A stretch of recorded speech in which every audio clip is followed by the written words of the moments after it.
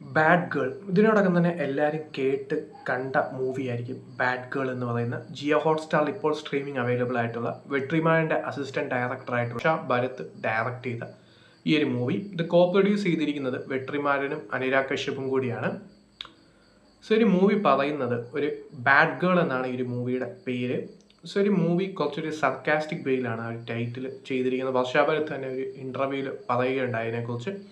So അത് label ചെയ്യപ്പെടുന്നതിനെ കുറിച്ചാണ് അവർ director ആ ഒരു ഇൻ്റർവ്യൂവിൽ പറഞ്ഞത്. അതായത് സൊസൈറ്റൽ ബിലീഫ്സ് ഉണ്ട്, അതിൻ്റെ കൂടെ തന്നെ റെസ്ട്രിക്റ്റീവ് എൻവയൺമെൻറ്റിൽ ടീനേജ് തൊട്ട് വളർന്നു വരുന്ന രമ്യ എന്ന് പറയുന്ന ഈ ഒരു അഞ്ജലി ശിവരാമൻ എന്ന് പറയുന്ന ഒരു ആക്ട്രസ് ചെയ്തിരിക്കുന്ന ഈ ഒരു കഥാപാത്രം, ആ ഒരു കഥാപാത്രം ലേറ്റ് 20s വരെയുള്ള ആ ഒരു കഥാപാത്രത്തിൻ്റെ ലൈഫാണ്. ആ ലൈഫിൽ ഈ ഒരു റെസ്ട്രിക്റ്റീവ് എൻവയൺമെൻറ്റിൽ വളർന്നു വരുന്ന ഈ ഒരു പെൺകുട്ടി സൊസൈറ്റിയിൽ ലേബൽ ചെയ്യപ്പെടുന്ന സംഭവങ്ങളും അതിൻ്റെ കൂടെ തന്നെ എന്തുകൊണ്ടൊക്കെയാണ് ഇങ്ങനെ സംഭവിക്കുന്നത് എന്താണെന്ന് കൂടുതൽ ജസ്റ്റിഫൈ ചെയ്യാതെ ഒരു ലൈനിൽ പോയി എങ്ങനെയാണ് ആ ഒരു സിനിമ എൻഡ് ചെയ്യുന്നത് എന്നുള്ളതൊക്കെയാണ് ഈ ഒരു സിനിമയുടെ പ്രധാന സംഭവങ്ങൾ.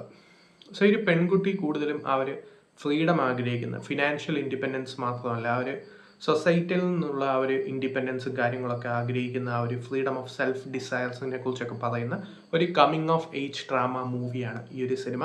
ആദ്യമൊക്കെ ഈ ഒരു മൂവിയെക്കുറിച്ച് അറിഞ്ഞിട്ടൊന്നുമല്ല കണ്ടത്, ജിയോ ഹോട്ട്സ്റ്റാർ കണ്ടപ്പം ജസ്റ്റ് ഒന്ന് വാച്ച് ചെയ്യായിരുന്നു.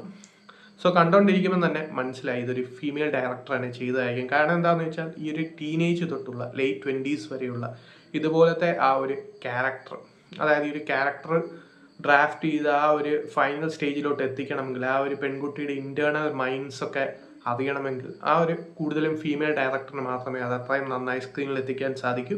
സോ അത് സിനിമയുടെ ഒരു വലിയ പോസിറ്റീവാണ്. സോ ഒരു വളരെ റെസ്ട്രിക്റ്റീവ് ആയിട്ടുള്ള എൻവയോൺമെൻറ്റിൽ വളർന്നു വരുന്ന ഈ ഒരു പെൺകുട്ടിയുടെ ആഗ്രഹങ്ങളും കാര്യങ്ങളും ആ ഒരു ഇൻഡിപെൻഡൻസും ഒക്കെയാണ് ഈ ഒരു സിനിമ സംസാരിക്കുന്നത്. സോ ഈ ഒരു ലവ് റിലേഷൻഷിപ്സ് അങ്ങനെയുള്ള പല പല സംഭവങ്ങൾ എങ്ങനെയാണ് ഹാൻഡിൽ ചെയ്യുന്നത് എന്നുള്ളത് ഈ ഒരു സിനിമ എടുത്തു കാണിക്കുന്നുണ്ട്. സോ അങ്ങനെ പോകുന്ന ഈ ഒരു പെൺകുട്ടി എങ്ങനെയാണ് ഈ ഒരു സൊസൈറ്റൽ ബിലീവ്സ്, സൊസൈറ്റി എങ്ങനെയാണ് ലേബൽ ചെയ്യപ്പെടുന്നത് എന്നുള്ളതാണ് ഈ ഒരു സിനിമ നേരിടുന്ന, അല്ലെങ്കിൽ ഈ ഒരു സിനിമ കാണിക്കുന്ന ഒരു മെയിൻ സംഭവങ്ങൾ എന്ന് പറയുന്നത്. സോ അങ്ങനെ പലതരത്തിലുള്ള മെൻ്റൽ എക്സ്ഹോഷനും പല പല പ്രശ്നങ്ങൾ നേരിടേണ്ടി വരുന്ന ഒരു ക്യാരക്ടറാണ് രമ്യയുടേത്.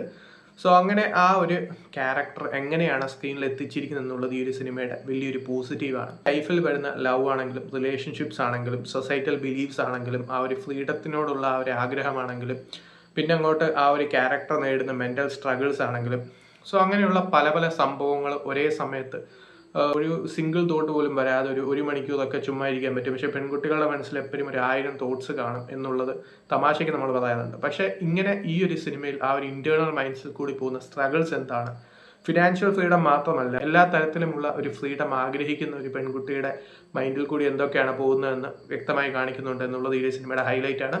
അഞ്ജലി ശിവരാമൻ, ശാന്തി പ്രിയ എന്നിങ്ങനെ 2 ആർട്ടിസ്റ്റുകളുടെ നല്ലൊരു ഗംഭീര പെർഫോമൻസ് ഈ ഒരു മൂവി തരുന്നുണ്ട്.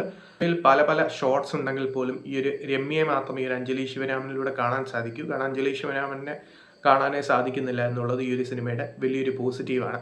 പല പല സീക്വൻസസ് ആണ്, അതിപ്പോൾ ടീനേജിലുള്ള ആ ഒരു സീക്വൻസസ് ആണെങ്കിലും പിന്നെ അങ്ങോട്ട് ലേറ്റ് 20s സീക്വൻസസ് ആണെങ്കിലും ഈ ഒരു ക്യാരക്ടർ പ്രീ ക്ലൈമാക്സിലോട്ടൊക്കെ അടുക്കുമ്പോൾ ഈ ഒരു ക്യാരക്ടറിന് വരുന്ന മാറ്റങ്ങളും അങ്ങനെ പല പല സംഭവങ്ങളും മെച്ചുവേർഡ് ആവുന്നതും ഒക്കെ തന്നെ വളരെ അടിപൊളിയായിട്ടാണ് സ്ക്രീനിൽ പ്രസൻറ്റ് ചെയ്തിരിക്കുന്നത് അഞ്ജലി ശിവരാമൻ. അതിന് കൂടെ തന്നെ ഒരു തെറാപ്പിസ്റ്റ് സീൻ ഉണ്ട്. ഈ ഒരു അമ്മയുടെയും മകളുടെയും മെയിൻ സീക്വൻസസ് ക്ലൈമാക്സിനോട് അടുക്കുമ്പോൾ വരുന്നുണ്ട്. അത് രണ്ടുപേരുടെയും പെർഫോമൻസ്, ഒരു തെറാപ്പിസ്റ്റ് ആയിട്ടുള്ള സീക്വൻസിലെ പെർഫോമൻസ്, രണ്ടുപേരുടെയും പെർഫോമൻസ് കൂടുതൽ നാച്ചുറലായി വന്ന ഒരു സീക്വൻസ് ആണ്. ഇല്ലാത്ത മൂവിയല്ല, നെഗറ്റീവ്സ് ഒക്കെ ഇഷ്ടം പോലെ മൂവിക്കുണ്ട്. കാരണം എന്ന് വെച്ചാൽ സെക്കൻഡ് ഹാഫിൽ കുറെ കൂടുതൽ ഡ്രാമയായി പോയോ എന്നുള്ളൊരു ഫീല് പലയിടങ്ങളിലും വരുന്നുണ്ട് എന്നുള്ളത് ഈ സിനിമയുടെ ഒരു ചെറിയ നെഗറ്റീവാണ്. അതെല്ലാം നോക്കുകയാണെങ്കിൽ ഒരു coming of age drama movie വളരെ നല്ല രീതിയിൽ ഒരു ഔട്ട്പുട്ട് കിട്ടിയ ഒരു മൂവിയാണ് ബാഡ് ഗേൾ. അപ്രീഷിയേറ്റ് ചെയ്യുന്ന സമയത്തും ഇത്രയും ബോൾഡ് ആയിട്ടുള്ള ഒരു അറ്റംപ്റ്റ് കാണിക്കാൻ ധൈര്യപ്പെട്ട വർഷ ഭരത് എന്ന് പറയുന്ന ഡയറക്ടറിൻ്റെ ഡയറക്ഷനും സ്ക്രീൻ പ്ലേയും എല്ലാം തന്നെ എടുത്തു പറയേണ്ട, റൈറ്റിംഗ് എല്ലാം തന്നെ എടുത്തു പറയേണ്ട ഒന്നാണ്. അത് സിനിമയുടെ ഒരു മേജർ ഹൈലൈറ്റ് ആണ്. അതുപോലെ തന്നെ വെട്രിമാറിൻ്റെ പ്രൊഡക്ഷനും അനുരാഗ് കശ്യപിൻ്റെ പ്രൊഡക്ഷൻസും ഒക്കെ തന്നെ എടുത്തു പറയേണ്ട ഒന്നാണ്. സോ അതാണ് സിനിമയുടെ ഒരു മേജർ ഹൈലൈറ്റ്സ്. സോ താല്പര്യമുള്ളവർക്ക് തീർച്ചയായിട്ടും കണ്ടു നോക്കാവുന്ന ഒരു മൂവിയാണ് ഈ ഒരു ബാഡ് ഗേൾ. കണ്ടിട്ട് നിങ്ങളുടെ അഭിപ്രായം പറയുക. ജിയോ ഹോട്ട്സ്റ്റാർ അവൈലബിൾ ആണ്.